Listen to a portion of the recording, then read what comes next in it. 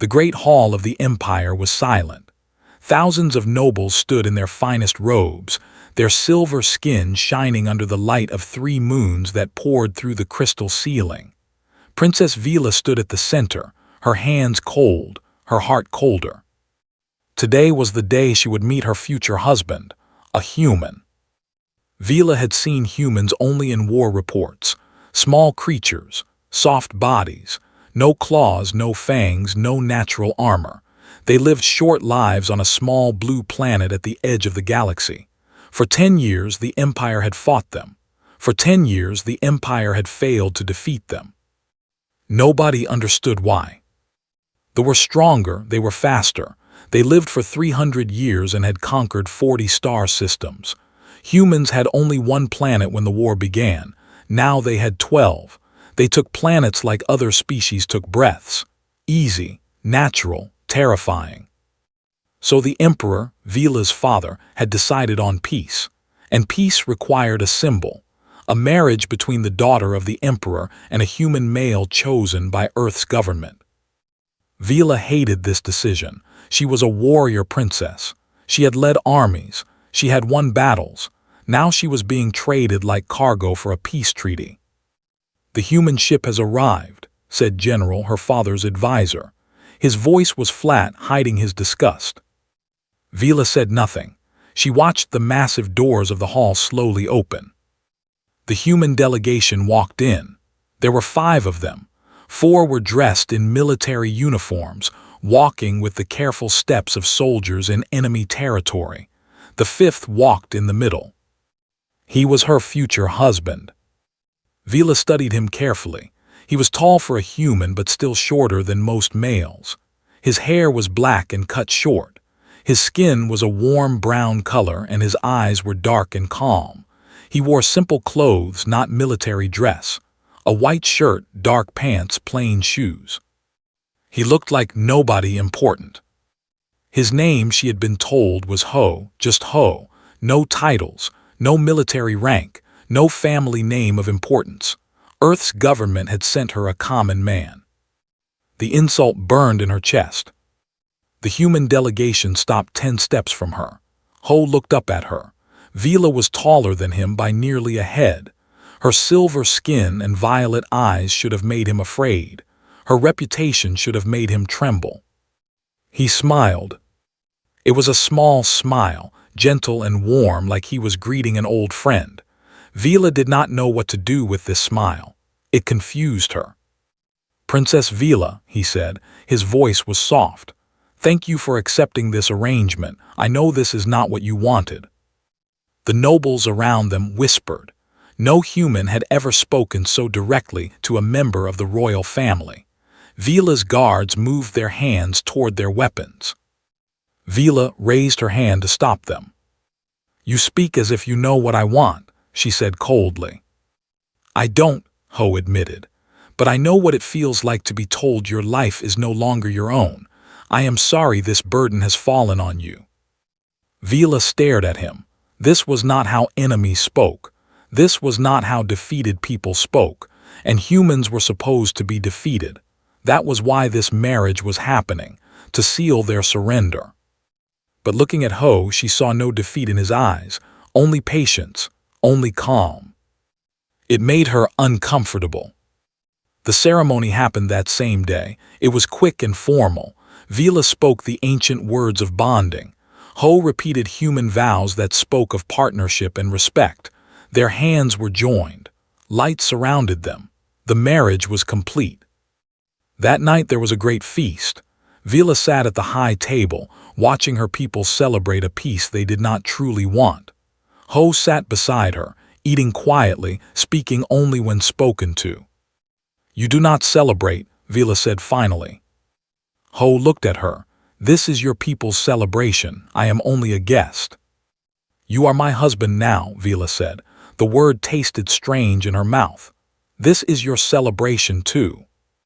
"Then I will celebrate in my own way," Ho said, "by being grateful for the lives that will be saved, the children who will grow up without war. That is worth celebrating." Vila frowned. "You speak of peace as if it matters to you." "It does. But your people are warriors, Vila said. You fought my empire to a standstill. Your soldiers killed thousands of our finest troops. How can you speak of peace? Ho was quiet for a long moment.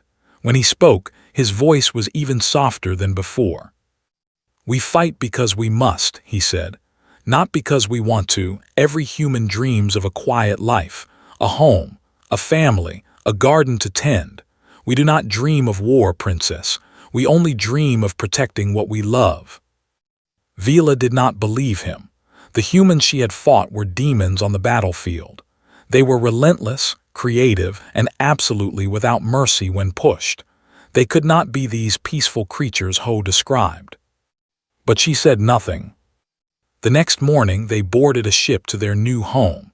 The treaty required them to live on a border colony, a symbol of unity between their peoples. Vila brought 200 guards. Ho brought one small bag. Is that all you own? Vila asked. It is all I need, Ho replied. The colony was called New Haven. It was a small world with green forests and blue oceans. Beautiful, but unimportant. A forgotten corner of space where a princess and a human could live out their political marriage in quiet exile. As their ship landed, Vila looked out at her new home. She felt nothing. This was her cage now. This human beside her was her chain. She had been the pride of the empire.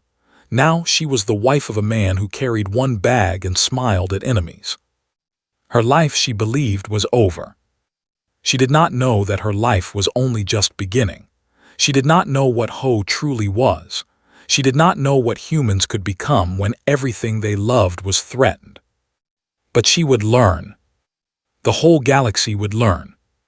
3 months passed on New Haven. Vila had expected misery. She had expected tension and silence and the slow death of her spirit in this forgotten corner of space. She had expected to hate every moment of her exile. She had not expected this. Ho woke every morning before the sun rose. Vila knew this because she was a light sleeper, trained from childhood to be alert at all times. She would hear him leave their shared home quietly, careful not to wake her.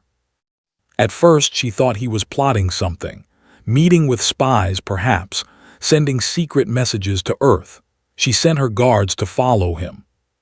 They reported back with confusion in their voices. He goes to the garden, princess. He plants things. He talks to the plants, then he comes back. Vila did not believe them. She went to see for herself. The colony had given them a large house at the edge of the main settlement. Behind it was a plot of land that had been empty when they arrived.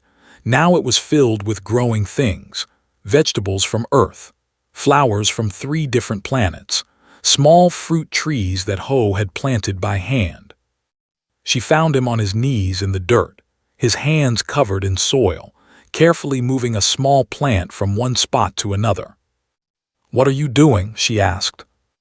Ho looked up and smiled, that same gentle smile from their first meeting. "Good morning, Vila. I am giving this little one more space to grow. It was too crowded where it was." Vila stared at him. "You wake before dawn to move plants." "Plants are living things," Ho said simply. "They deserve care." He returned to his work. Vila watched him for a long time. His movements were slow and patient. He treated each plant like it was precious, like it mattered. This man had been chosen to represent humanity in a political marriage with an alien empire, and he spent his mornings gardening. Vila returned to the house, more confused than before. The confusion grew as the weeks passed. Ho cooked, not just simple meals but proper food. He learned to prepare dishes, studying their recipes, adjusting them for ingredients available on the colony. The first time he made her a traditional breakfast, Vila almost dropped her fork. "How do you know this recipe?" she demanded. "I studied," Ho said. "I wanted to make something that would remind you of home." "Why?" Ho looked at her with those calm, patient eyes. "Because you are far from everything you know. Because you did not choose this life. The least I can do is make it a little easier." Vila did not know how to respond. No one had ever tried to make her life easier. She was a princess. She was supposed to make others' lives easier. She was supposed to be served, not cared for. Yet here was this human, this small and fragile creature, cooking her breakfast because he thought she might be homesick. She ate the meal in silence. It was delicious. The colony's people began to notice Ho. At first they avoided him. He was human after all, the enemy. But Ho did not seem to notice their fear. He walked through the market with a friendly smile. He helped an old woman carry her bags. He played simple games with the children who were too young to know they should hate him. Slowly the fear faded. People began to greet him by name. The market vendors saved the best fruits for him. The children ran to him when he appeared, begging for stories about Earth. Vila watched all of this from a distance. "You are strange," she told him one evening. They were sitting on the porch of their home, watching the sun set over the forests of New Haven. The sky was turning purple and gold. It was beautiful, though Vila would never admit it. "Strange how?" Ho asked. "My people killed your soldiers. Your people killed ours. There was blood between our species for 10 years, and you walk among my people like none of that happened." Ho was quiet for a moment. Then he said, "The war is over, Vila. Holding on to anger does not bring back the dead. It only creates more death." "So you feel nothing, no hatred, no desire for revenge?" "I feel many things," Ho said softly. "I feel sadness for those who died. I feel hope for those who will live. I feel grateful that I have a chance to build something instead of destroy something." He looked at her. "And I feel lucky. Lucky to be here with you." Vila felt heat rise to her face. She looked away quickly. "You are a fool." Ho laughed. It was a warm sound. "Maybe, but I am a happy fool." That night Vila could not sleep. She lay in her bed, staring at the ceiling, thinking about the strange human in the room next to hers. He was nothing like she expected. He was not a warrior. He was not a spy. He was not even particularly impressive. He was just a man who liked gardens and cooking and making people smile. How could this be the same species that had fought the Empire to a standstill? How could this gentle creature share blood with the soldiers who had torn through battle lines like they were made of paper? She did not understand. The next day, she decided to ask him directly. She found him in the garden again, this time building a small wooden structure. "What is that?" she asked. "A home for birds," Ho said. "I noticed some small ones flying around. They need a place to rest." Vila sat down on a nearby stone. "I have a question for you." "Ask." "During the war," she said slowly, "human soldiers were terrifying. They fought like demons. They never retreated. They never surrendered. They adapted to every weapon we used against them. My generals said humans were the most dangerous species they had ever faced." She paused. "But you are nothing like that. You build homes for birds. You plant flowers. You cook meals and smile at children. How is this possible?" Ho stopped his work. He put down his tools and turned to face her fully. "Vila," he said, "humans do not want to fight. We dream of peace. We dream of homes and families and quiet lives. But when someone threatens what we love, we change. We become something else." "What do you become?" Ho's eyes met hers. For just a moment she saw something in them, something deep and old and dangerous. It was gone so quickly she thought she might have imagined it. "We become whatever we need to be," he said simply, "to protect what matters." Then he smiled again and returned to building his bird house. Vila sat there for a long time, watching him work. She told herself she had imagined that look in his eyes. She told herself this gentle man could not possibly be dangerous. She almost believed it. 6 months passed. Vila stopped counting the days of her exile. She stopped thinking of New Haven as a cage. Somewhere along the way, without noticing, she had started to think of it as home. And somewhere along the way, she had started to think of Ho as more than a political burden. She would never say it out loud. She was still a princess. She still had her pride, but late at night when she heard him moving quietly through the house, she felt something warm in her chest. She did not know what to call it. She did not know that soon she would watch this gentle man walk into hell itself. And she would finally understand what humans truly were. The alarms began at midnight. Vila woke instantly, her warrior instincts pulling her from sleep before her mind fully understood what was happening. Red lights flashed through the windows. A loud, terrible sound filled the air. She was on her feet and reaching for her weapon when Ho appeared in her doorway. "The colony is under attack," he said. His voice was calm, but his eyes were serious. They ran to the communication center together. The colony's governor, a male named Bora, was already there. His silver face was pale with fear. "The Horde," he said. "They came from nowhere, 10,000 soldiers, maybe more. They are landing on the eastern fields as we speak." Vila felt ice spread through her body. They were not they were not civilized. They were a species of raiders and killers, moving from planet to planet, taking what they wanted and destroying what they did not. They had no honor. They had no mercy. They attacked border colonies like New Haven because they knew no empire would send help in time. "Contact the Empire," Vila commanded. "Request immediate support." "I already tried, Princess," Bora said. "The nearest fleet is 3 days away, by the time they arrive." He did not finish. He did not need to. 3 days. That would kill everyone on the colony in 3 hours. Vila turned to her guards. There were 200 of them. Loyal soldiers, well-trained, willing to die for her. "Prepare defensive positions," she ordered. "We hold them as long as we can.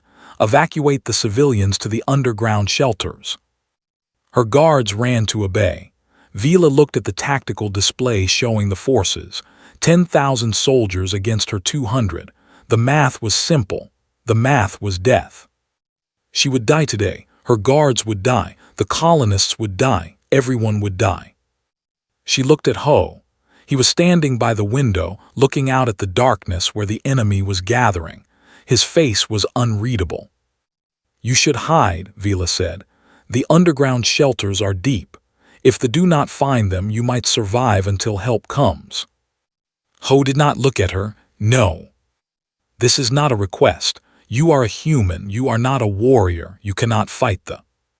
Now Ho turned to face her, and in his eyes she saw that thing again. That deep, dark, dangerous thing she had glimpsed in the garden months ago. This time it did not disappear. "Vila," he said quietly, "I need you to do something for me."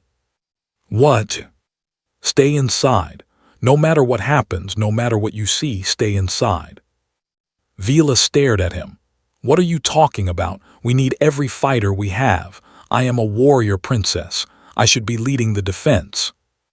"There will be no defense," Ho said. "There will be no battle. I will handle this." Vila almost laughed. You plant gardens, you build birdhouses. What can you possibly do against 10,000 soldiers?" Ho walked toward her.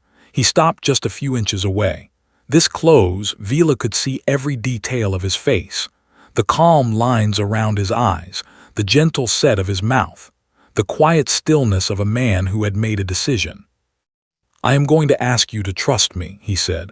"I know I have not earned that trust. I know you think I am weak.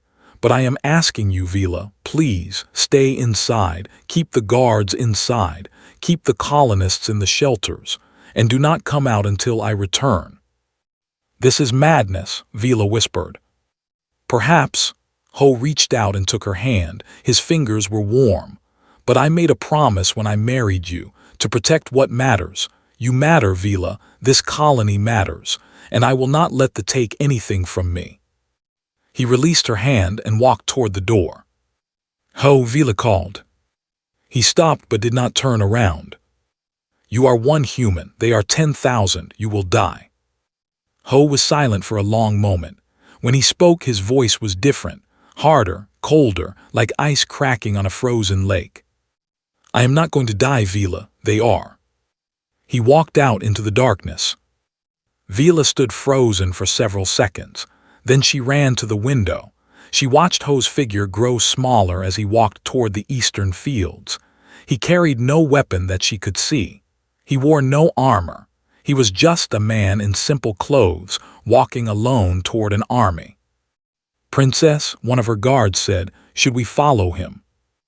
Vila opened her mouth to say yes. Every instinct told her to send her guards after him, to fight beside him, to die with honor on the battlefield. But something stopped her, something in the way Ho had looked at her, something in his voice when he said, "They are." "No," she heard herself say. "Everyone stays inside. That is an order."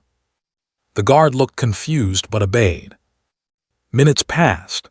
The colony was silent except for the distant sounds of the army. Vila could hear them now, thousands of boots marching, thousands of voices growling in their harsh language. Then the sound stopped. Vila pressed her face against the window, trying to see through the darkness. She could make out the lights of the camp on the horizon. She could see movement, shadows against the glow. Then the screaming started. It was distant at first, a single scream, then more, then hundreds, then thousands.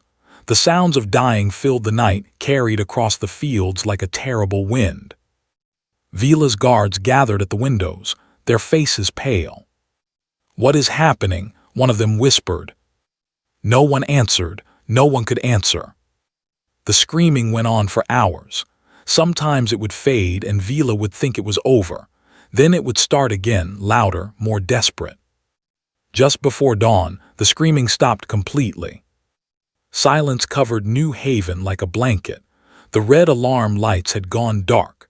The communication display showed the army as a mass of unmoving dots. Vila waited. The sun began to rise, painting the sky in shades of pink and orange. It should have been beautiful. Instead, it felt like the light before a storm. Then she saw him. A figure walking out of the eastern fields, moving slowly, steady steps. It was Ho. Vila ran out of the building before she could think. Her guards followed her, shouting for her to wait, but she did not listen. She ran toward her husband, her heart pounding, her mind refusing to believe what she was seeing. Ho was covered in blood. It was not his blood. He walked without injury, without pain, without any sign that he had been in battle, but his clothes were soaked red. His hands were red. His face was marked with streaks of crimson. And his eyes. His eyes were the eyes of something that was not entirely human, something ancient, something terrifying, something that had just killed 10,000 soldiers alone. Vila stopped 10 feet away from him. She could not move closer. Her body would not let her. "It is done," Ho said. His voice was hoarse, tired. "They will not hurt anyone." Vila looked past him, toward the eastern fields. The sun was fully up now. She could see clearly. The fields were covered with bodies. Soldiers, thousands of them, lying in twisted shapes across the grass. Their weapons were scattered around them, unused. Their faces were frozen in expressions of pure terror. One man had done this. One gentle man who planted gardens and built homes for birds. Vila looked back at Ho. He was watching her, waiting, his blood-covered face unreadable. "What are you?" she whispered. Ho smiled. It was sad and tired and somehow still gentle. "I am human," he said. "I am just human." He walked past her toward the house. Vila stood alone in the morning light, surrounded by the silence of 10,000 dead, and tried to understand what she had married. The news spread across the galaxy like fire. Every major news network reported the same impossible story.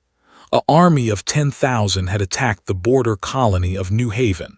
The colony had only 200 guards. By all logic, everyone should have died.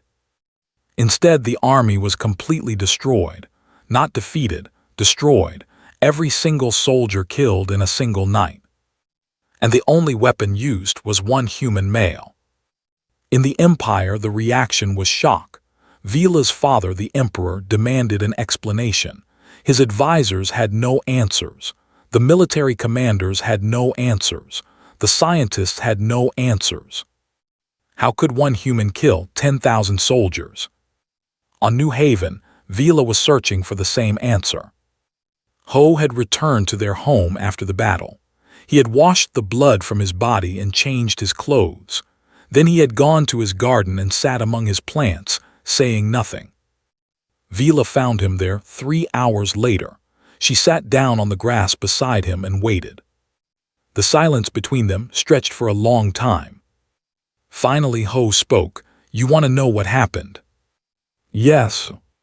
"You want to know what I am?" "Yes." Ho picked up a small flower that had fallen from its stem. He held it gently in his palm, looking at it like it held the secrets of the universe. "I told you the truth before," he said. "I am human, nothing more, nothing less, but I think you do not understand what that means." Vila watched him carefully. "Then help me understand." Ho set the flower down and turned to face her. His eyes were normal now. No trace of that cold darkness she had seen the night before. He looked like the gentle husband she had come to know over these months.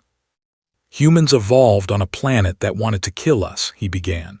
"Everything on Earth was dangerous.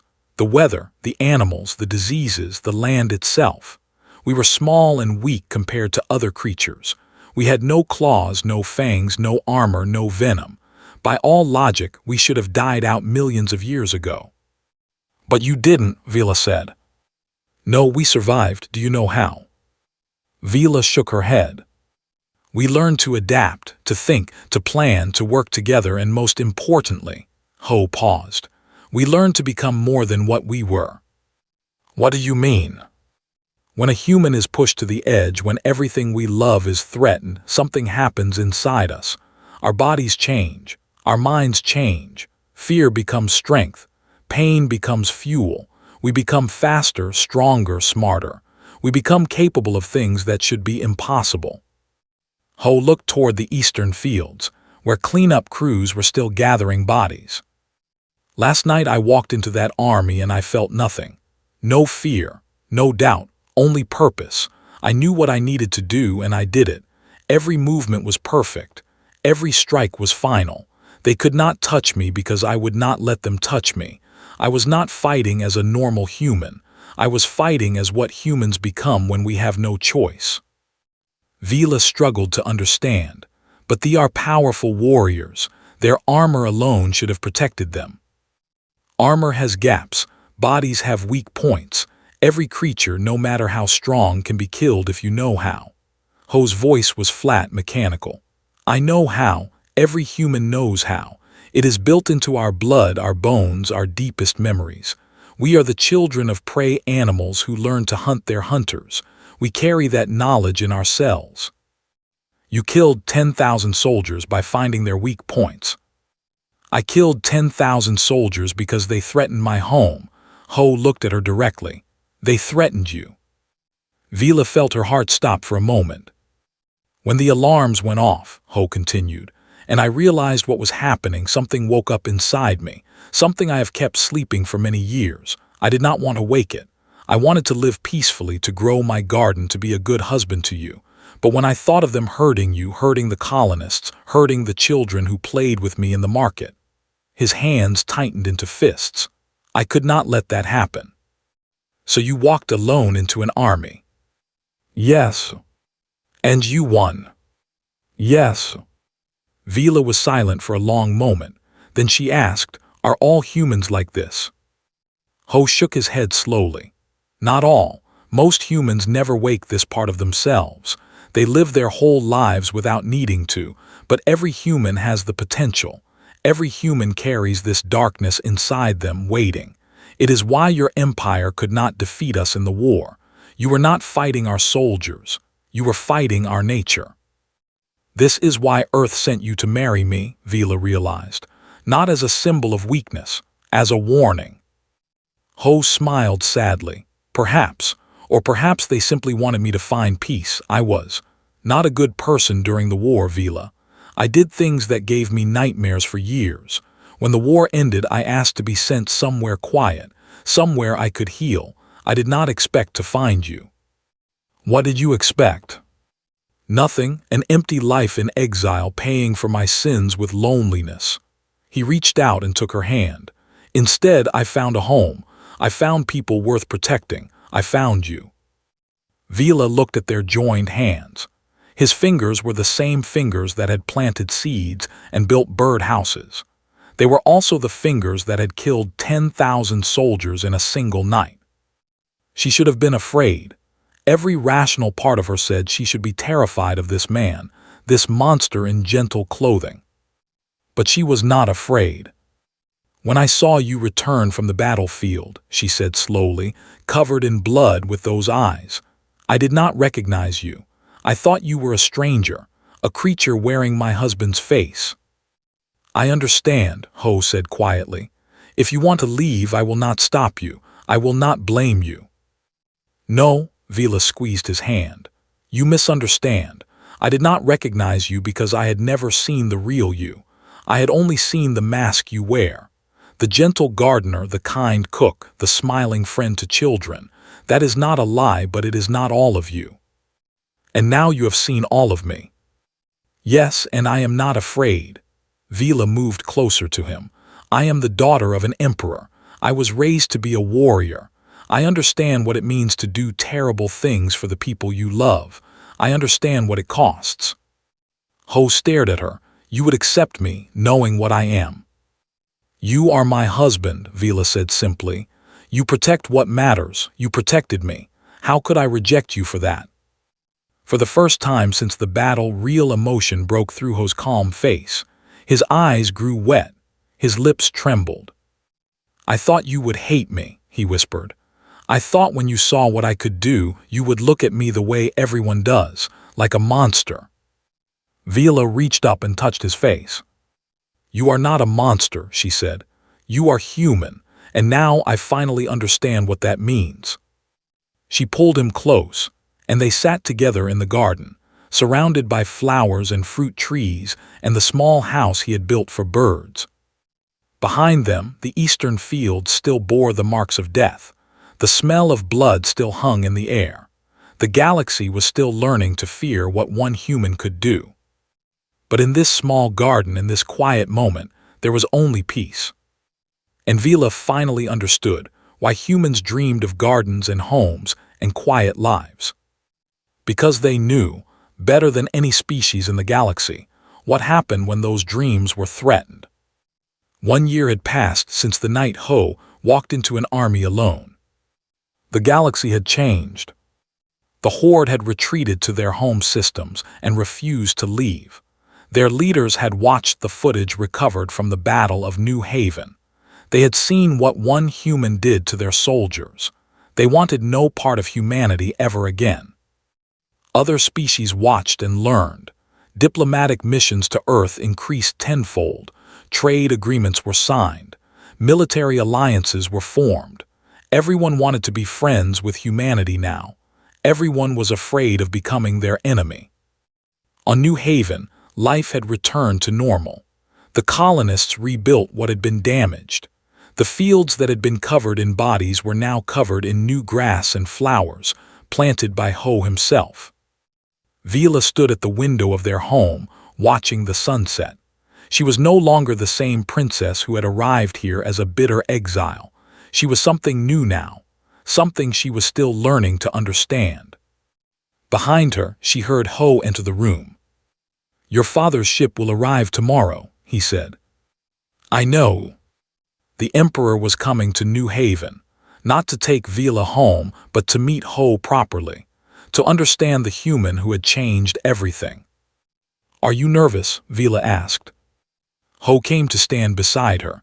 "A little. I have never met an emperor before. He is just my father. He is the ruler of 40 star systems." Vila smiled. "And you killed 10,000 soldiers in one night. I think you can handle a conversation with an old man." Ho laughed softly.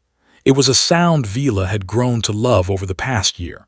She heard it most often in the mornings when they tended the garden together. or in the evenings when they cooked dinner side by side, or late at night when they lay in the same bed and talked about everything and nothing. They were not just political partners anymore. They were not just symbols of peace. They were husband and wife in truth, friends, lovers, partners. It had taken time. Trust was not built in a day, especially after what Vila had witnessed, but Ho had been patient. He had shown her day after day that the gentle man she knew was real. The darkness inside him was also real, but it was not all he was. Humans, she had learned, were creatures of choice. They could be monsters. They could be saints. Most of the time, they chose to be something in between, just people living their lives hopping for peace. "What are you thinking?" Ho asked. Vila turned to face him. "I am thinking about the first time we met, how angry I was, how much I hated this arrangement. And now I cannot imagine my life without you." Ho's eyes softened. He reached out and tucked a strand of silver hair behind her ear. It was a small gesture, familiar and intimate. "I never told you why I agreed to this marriage," he said. "You said Earth's government chose you." "They did, but I could have refused. Many humans did refuse. No one wanted to marry an alien princess who might hate them forever," he smiled. "But I saw your picture in the briefing files. You looked so fierce, so proud, so determined to face whatever came with strength. I thought maybe someone like that could understand me someday." "Understand you?" "Understand what it means to carry something dark inside you, to be capable of terrible things but choose peace anyway, to live with the weight of what you are while trying to be better." Vila felt tears forming in her eyes. She blinked them away, but not before Ho noticed. "Vila, you are a fool," she said, her voice thick with emotion. "Agreeing to marry someone you had never met just because you thought she might understand you someday." "A happy fool," Ho reminded her. She laughed despite herself. Then she pulled him into an embrace, holding him tightly. "I do understand you," she whispered against his shoulder. "I understand everything, and I love you, not in spite of what you are, because of what you are." Ho held her back, his arms strong and warm. "I love you too, Vila, more than I thought I could love anything." They stood together as the last light of the sun disappeared below the horizon.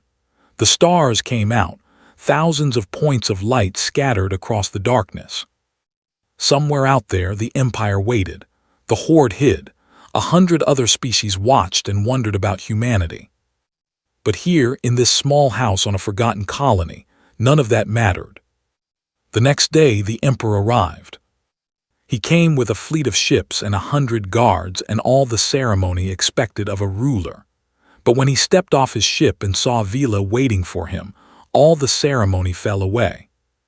"Daughter," he said, embracing her. "Father."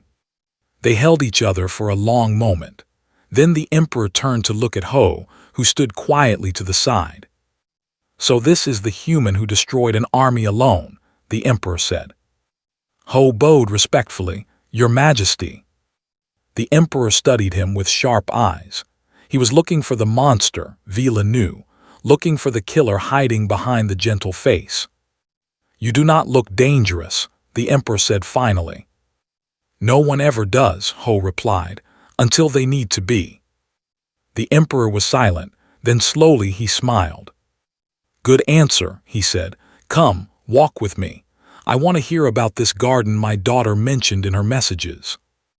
Vila watched them walk away together, the ruler of an empire and the human who had changed everything. She felt a strange pride in her chest. Later that night, after the formal dinners and diplomatic discussions were finished, the Emperor came to speak with Vila alone. "I was wrong," he admitted. "When I arranged this marriage, I thought I was sacrificing you for peace. I thought I was sending you into exile with a weak and useless human. And now I see that I gave you a gift without knowing it." The Emperor looked old suddenly, tired. "Ho is not weak. He is something your people have never seen before, a warrior who chooses not to fight, a monster who chooses to be kind. He is the best of humanity and the worst, all wrapped in one gentle package. He is my husband, Vila said simply. Yes, he is. The Emperor placed a hand on her shoulder. I am proud of you, daughter, not for making peace between our species, not for surviving the attack. I am proud of you for seeing him clearly, for loving him without fear. There was fear, Vila admitted, in the beginning. But you overcame it. He helped me overcome it. He showed me that strength and gentleness can exist in the same heart, that darkness does not have to consume light. The Emperor nodded slowly. The humans have a saying. I heard Ho use it today. What saying? Speak softly and carry a big stick. The Emperor smiled. I think I finally understand what it means. Humans do not threaten. They do not boast. They simply smile and tend their gardens and build their homes, and when someone is foolish enough to attack them, the galaxy learns why they should have been afraid all along, Vila finished. Exactly. The Emperor left the next day, taking his fleet back to the heart of the Empire. But something had changed. The fear between and humans had faded. In its place was something new, not quite friendship, not quite alliance, something deeper. Understanding. Months later, Vila and Ho sat in their garden watching their children play among the flowers. Yes, children. Twin girls with silver skin and dark human eyes. Impossible according to biology, a miracle according to love.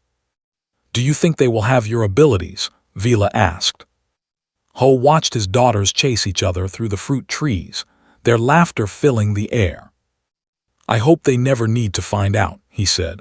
I hope they live in peace their whole lives. I hope the galaxy stays quiet and kind. And if it doesn't? Ho looked at her. In his eyes, she saw both the gentle gardener and the darkness beneath. Both the man who built homes for birds and the warrior who had walked alone into hell. Then they will learn what it means to be human, he said, and the galaxy will learn to be afraid again. Vila smiled and leaned against her husband, watching their daughters play. She had married a human for peace. She had discovered something far more valuable. She had discovered what it meant to love without limits, to protect without hesitation, to choose kindness in a universe full of darkness. She had discovered the truth of humanity, and she would never forget it.